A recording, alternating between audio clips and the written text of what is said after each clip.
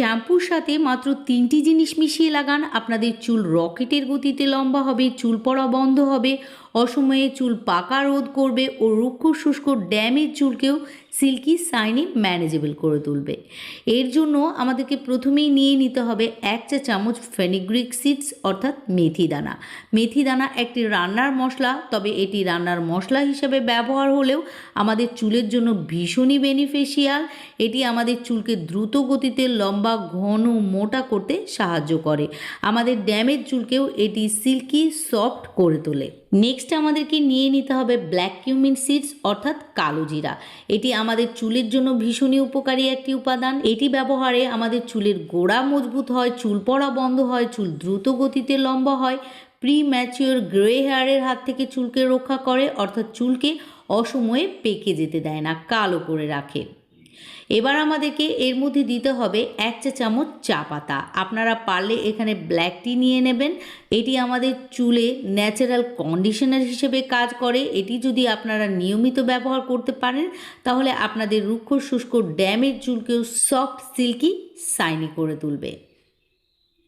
এবার এই 3টি উপকরণকে একটি পাত্রের মধ্যে নিয়ে নিতে হবে, যেটা চুলার ওপর বসিয়ে জাল করে নেওয়া যাবে। এখানে আমি 3টি উপকরণকে একটি সসপ্যানের মধ্যে নিয়ে নিলাম। এবার এর মধ্যে 2 কাপ পানি দিয়ে লো ফ্লেমে জাল করে নিতে হবে। আর এটি ততক্ষণ জাল করতে হবে যতক্ষণ না 2 কাপ পানি থেকে 1 কাপ পানিতে পরিণত হয়ে যায়। মোটামুটি এটি 5 থেকে 7 মিনিট জাল করলেই দেখতে পাবেন সমস্ত উপকরণগুলি পানির মধ্যে ইনফিউজ হয়ে যাবে। তারপর এটিকে প্রথমে ঠান্ডা করে নিয়ে একটি ছাঁকনার সাহায্যে ছেঁকে নিতে হবে।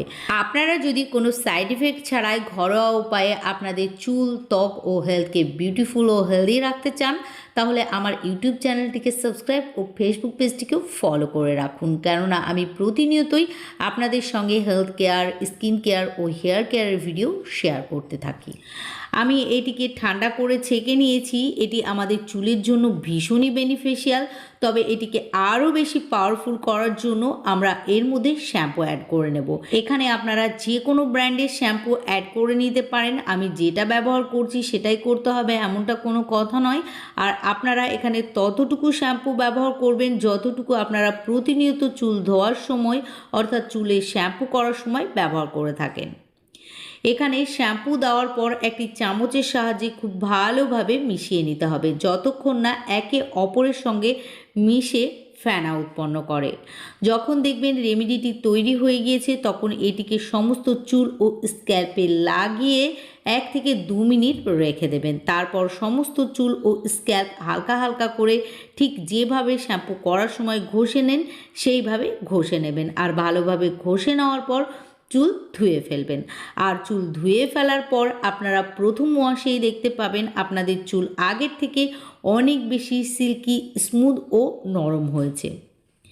আশা করি আজকের ভিডিওটি আপনাদের ভালো লেগেছে। যদি আজকের ভিডিওটিকে উপকারী বলে মনে হয় প্লিজ লাইক ও শেয়ার করে দিয়ে আমার পাশে থাকবেন।